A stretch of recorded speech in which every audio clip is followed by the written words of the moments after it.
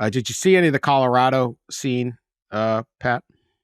Yeah, I watched quite a bit of that, and it looked a lot like the scene from last year in September, when it was the biggest party in the country, and just, riveting and fun and a little crazy. It was great, and that's, to see a place that had been dormant for decades just spring to life. That's Coach Prime, but that's also winning, and they've done that this year. Now 10 for 10, outscoring their opponents in the second half.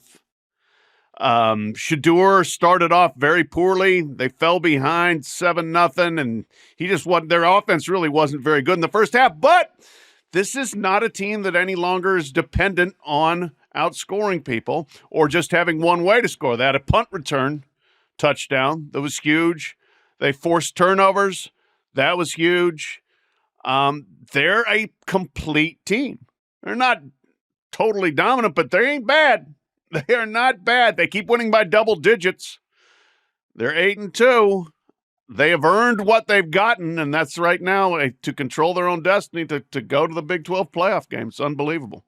Yeah, we talked about all these tiebreakers and stuff, and Colorado needs no tiebreaker, right? They are the one school in the Big 12 that controls its own destiny, which is crazy to say. I don't know that we would be think about after the Colorado-Nebraska game earlier this year.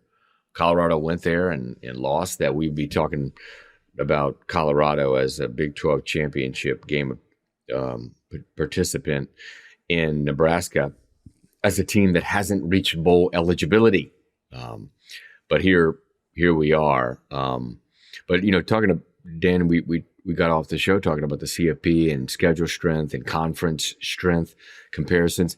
It's things like Colorado's loss to Nebraska, right, that the Big Ten, right, would use as saying C, right? You got to put our teams in, all that stuff. So, but it is crazy what Deion Sanders has done there. And I don't know that anybody would have expected that given their start to the year. It's been pretty phenomenal. And I'm almost certain, it feels like to me, guys, that Travis Hunter locked up the Heisman, yesterday. And I'm guessing his appearance in the Big 12 championship game will only help, although I think the votes are due even before that, right before that game. No, we get to vote after the game now. Okay. Yep. Okay. Yep. So there you go. I just need to see another 127 snaps out of the guy to see whether he's a good football player.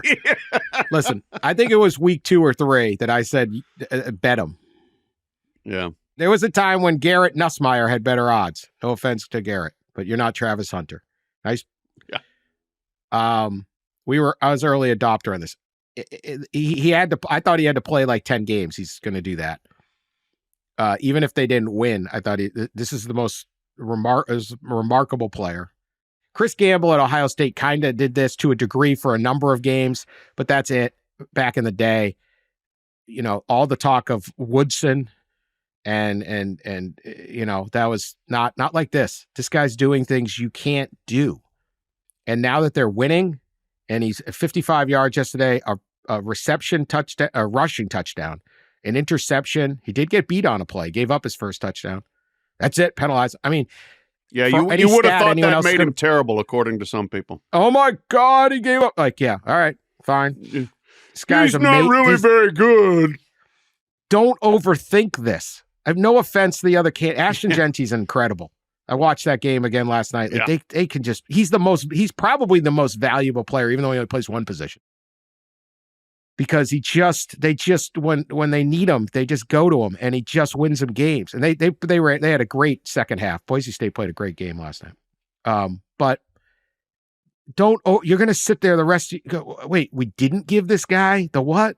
So the guy who was the 3rd round pick in the draft could get for history's sake, my Lord, we're not going to see another one of these. He's playing 130 snaps a game. I don't even know how he's healthy. Go ahead, Pat. Yeah, no, I mean, I think Colorado put out the stat last night. The first player, college or pro, to have a rushing touchdown and an interception in the same game, and like X number of receptions since Champ Bailey in 2000 with the Washington's former Redskins, now Commanders. I would have thought it would have been ever. My goodness. Yeah, well, But there's Champ Bailey. Like, this is who we're talking yeah. about. Bailey, Pat, I got that Woodson. exact. Like, give me the Yeah. exact. I got it. So Travis Hunter is the first player in either the NFL or FBS to have 50 receiving yards, 1 rushing touchdown, and an interception in the same game since Champ Bailey in the NFL in December of 2000. Yeah, and his stamina is incredible. The fact that he has not broken down and the fact the team is winning. Like, what are we even talking about here? He is an elite receiver and he's an elite defensive back, and nobody else can even come close to saying that. You mentioned Chris Gamble, and Chris Gamble did a lot of the same things, but he wasn't the receiver that Hunter is. He had receptions, but he doesn't have, what does Hunter have, like 70 receptions on the season? I mean, he's one of the leading receivers in the country. So this is truly something we haven't seen since, I think I wrote it back early in the season, like Paul Hornung in the 1950s at Notre Dame. I mean, he's got 3 of the top 5 catches of the season, on one side of the ball. I mean, the other 2 probably Jeremiah Smith.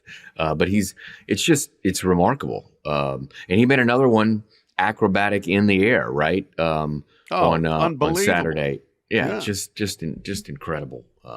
Gamble started on offense and defense 5 times in 2002. Yeah. And for Ohio State, and had some huge plays in some huge games. And that was a national title team, right? They won it that year, pretty sure. Yes, they did. Yes. They did. And that was the other one, yeah. And so he is a legend because of that. But no offense to Chris Gamble, but 5 isn't, if this kid's going to start, whatever, 12 or 13 or whatever he's going to start. This is just an unbelievable thing.